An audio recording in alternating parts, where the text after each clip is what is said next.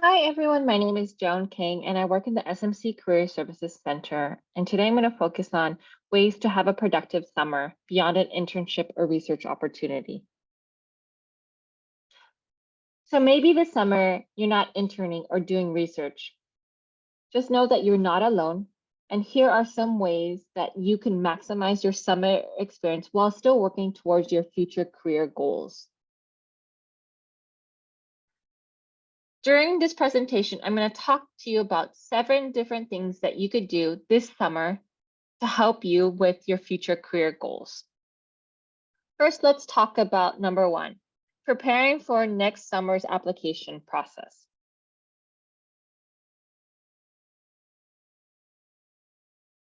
So maybe next summer you want to do research or you want to participate in the internship program at some company or some academic program. Here is a timeline that could help you prepare for that process. So this June, you want to clarify your career major goals with a career counselor. You'll also want to review your resume with a career advisor. And both of these sessions may take some time. If you're interested in meeting with a career counselor and or career advisor, when you receive this PDF, click on the CSC appointment link and you'll be directed to our form to sign up for an appointment.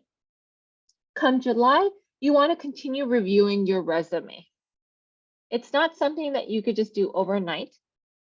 You want to continue to review it and update your resume as often as you gain experience. You also want to make sure that you spend this summer researching summer programs that fit your major or your career goals, and that you're going to then document the types of programs that are interesting to you on a spreadsheet. You want to keep track of all these programs when the application deadline might be, any requirements to the website and the name of the program, because you're going to come across many application programs. And you want to make sure, again, that you're organized and that you're prepared and ready to apply once the application opens. This July, you could also work on different ways to boost your resume. And I'll talk about ways to do so through the projects and courses that you might complete. You'll also want to write or research how to write a personal statement and or cover letter or how to create a portfolio. These are things that sometimes are required of applicants.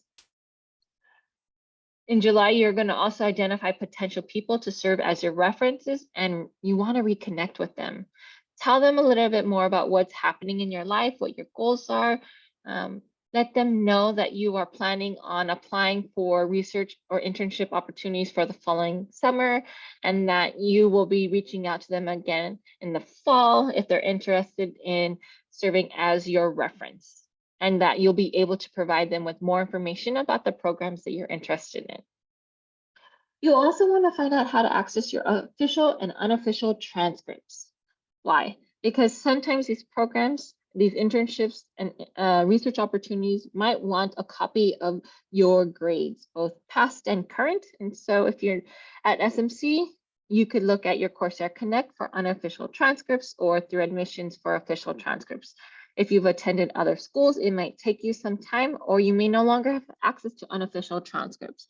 And so you want to do that research to find out how to access your transcripts.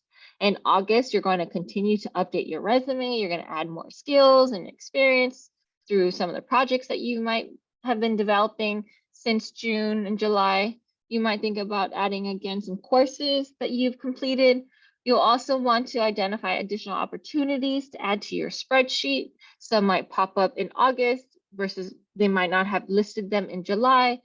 Again, you're going to want to brainstorm how to write your personal statement. And why is that the case? Because a personal statement for a research and internship application is different from a personal statement for your transfer school, for those students who are wanting to transfer to a 4-year school. A personal statement for a research and internship program, yes, it focuses on your career and academic goals, but it also, you want to address why you're interested in that particular program. And so you want to be able to then highlight that in a personal statement and in the right order. And so it's good for you if you start brainstorming how you might address that in your personal statement. Come September to March, that's going to be a busy time for you. Many of those applications are due anywhere between September to December, and that's going to be a good chunk of applications. So block time to apply for these opportunities. You also want to make sure you block time if you are applying to transfer to a four-year university, because those transfer applications, again, fall around the same time, October, November, December, and so forth. This is a great time to then also notify your references again that here is the program I'm applying to, here's my application info, here's my resume, my personal statement. Let me know if you have any questions. The application is due at this time. You want to let them know ahead of time. Give them a couple weeks to apply or to submit your reference. Some applications out there also will not give the reference link to a candidate's reference until you've actually submitted your application.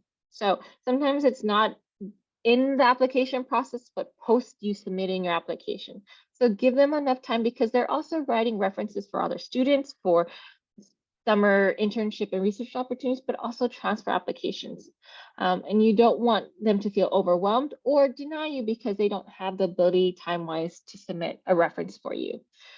During this time, you also want to be able to ask your career advisor, your career counselor, academic counselors, instructional faculty to help review your application materials, right? Provide you with a second view or third view or so forth.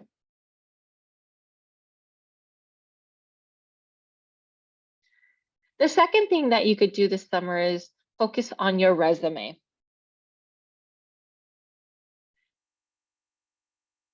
For your resume, here are some tips and suggestions, right? The Career Services Center offers resume appointments to different workshops on how to write a resume, but here are some tips and suggestions for you. First, you could target your master resume to the industry you're hoping to enter.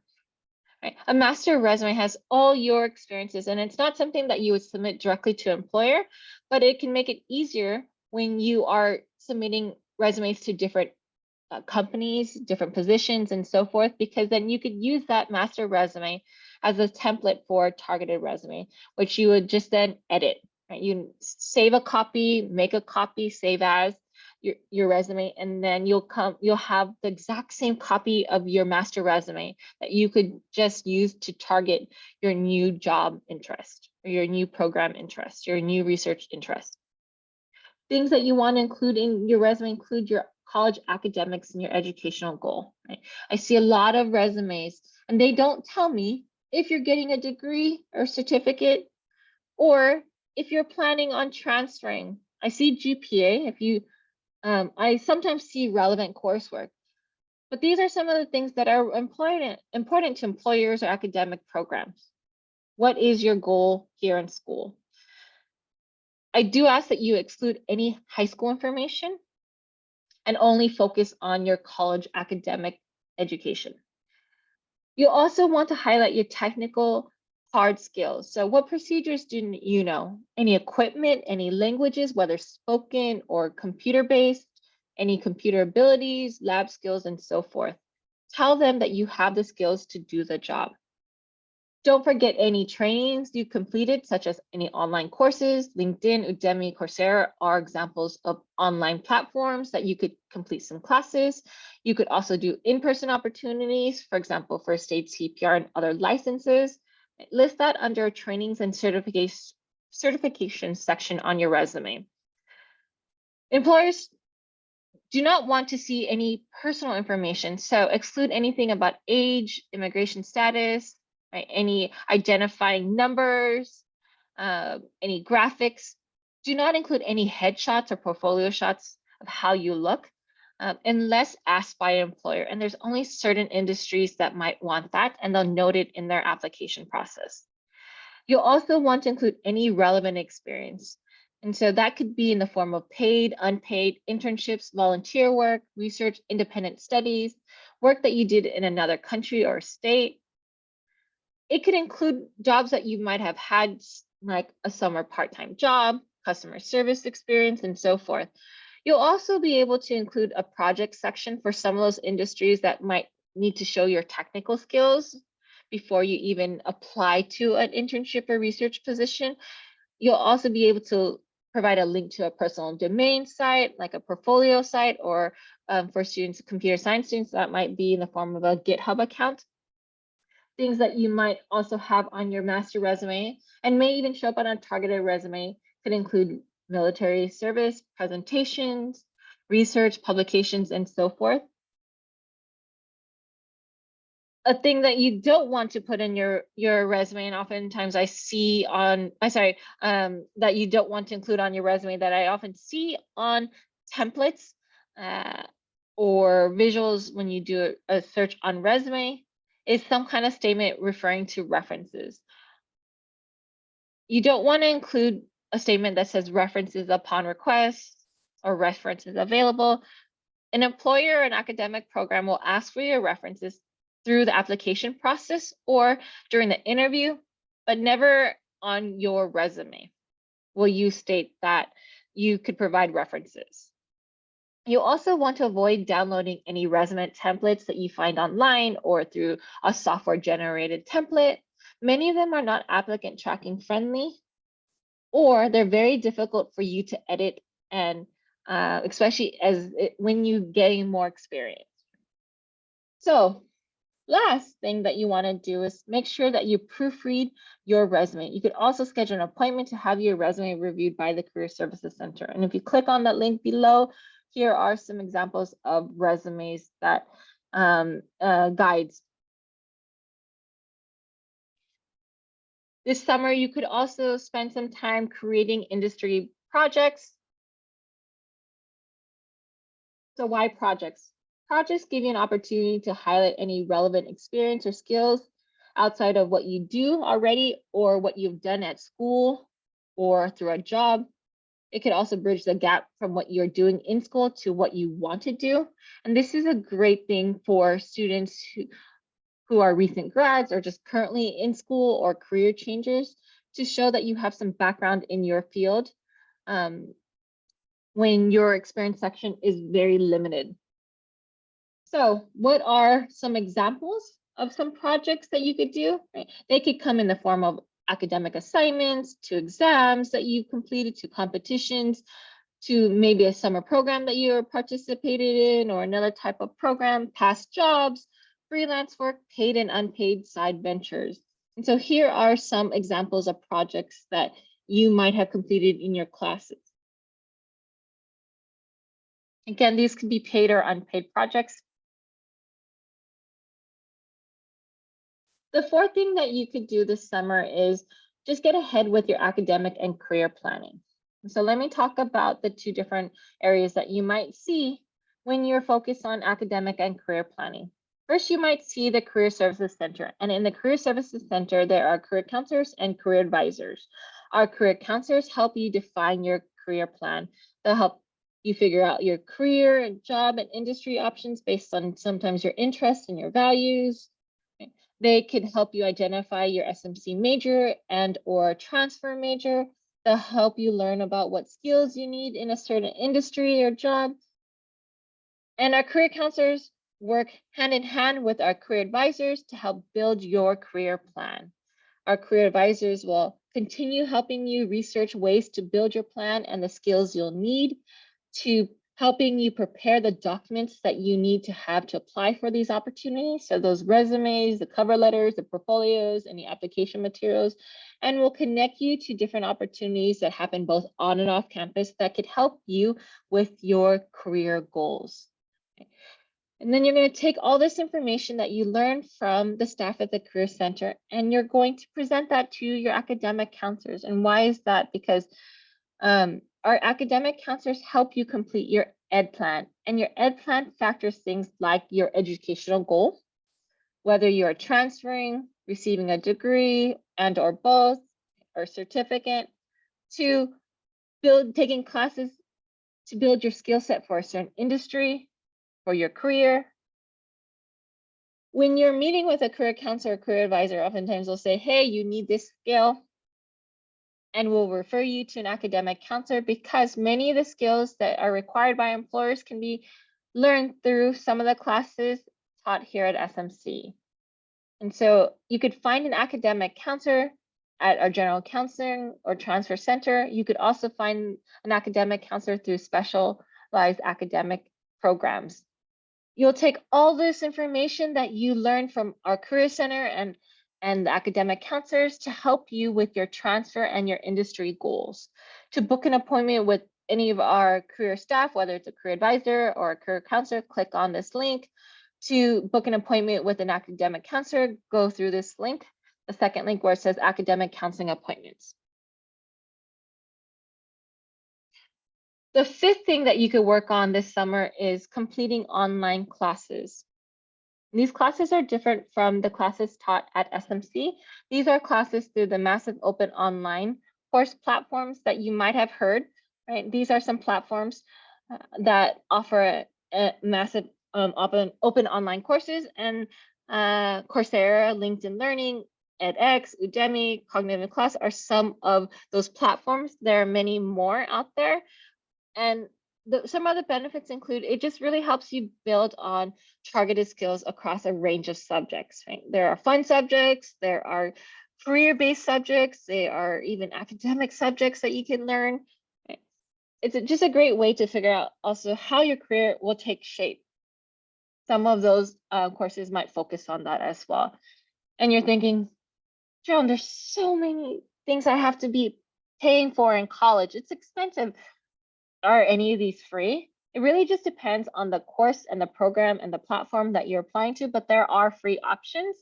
One way is to go through your local library. Many city libraries, as well as maybe even a county library, might have access to these platforms for free. They might not have all classes, but will have a good chunk of them available that you could take for free if you sign up through the library card through your city. And so if we're thinking about Los Angeles City, right, I'm just looking at LA City Library that has access, and you could click on this link. And then also LA County also has access to them. You will find it through online learning websites or online educational websites or educational database systems. Every library has it listed differently. And so I would just check to see the local library nearby you. Santa Monica also offers this opportunity as well.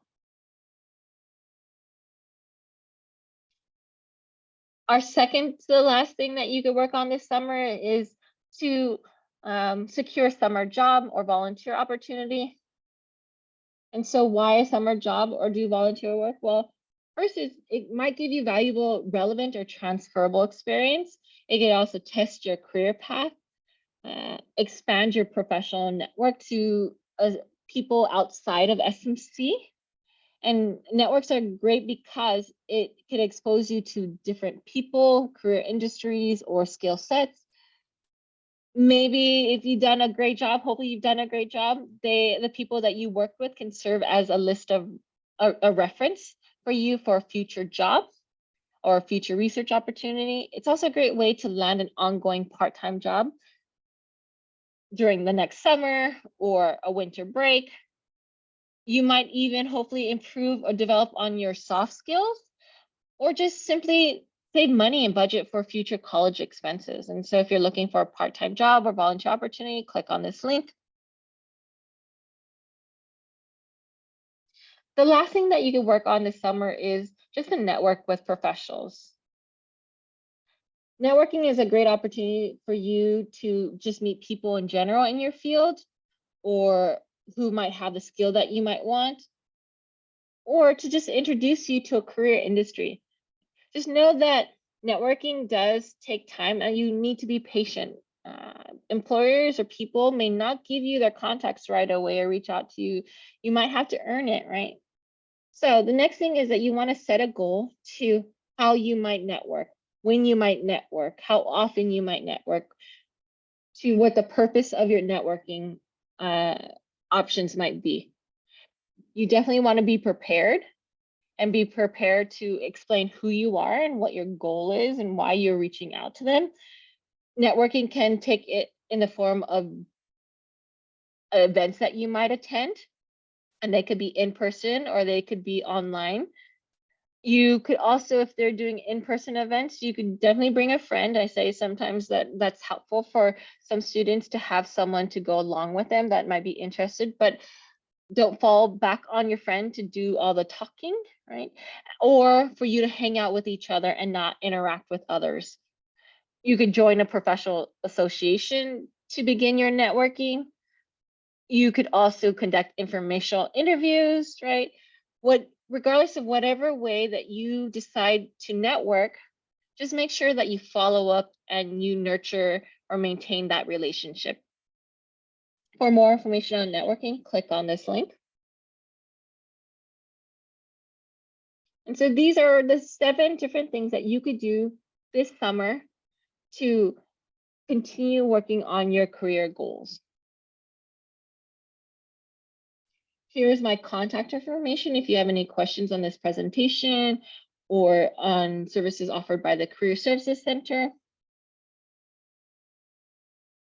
And again, thank you for allowing me the opportunity to talk to you about different ways that you could be productive this summer beyond an internship or research opportunity.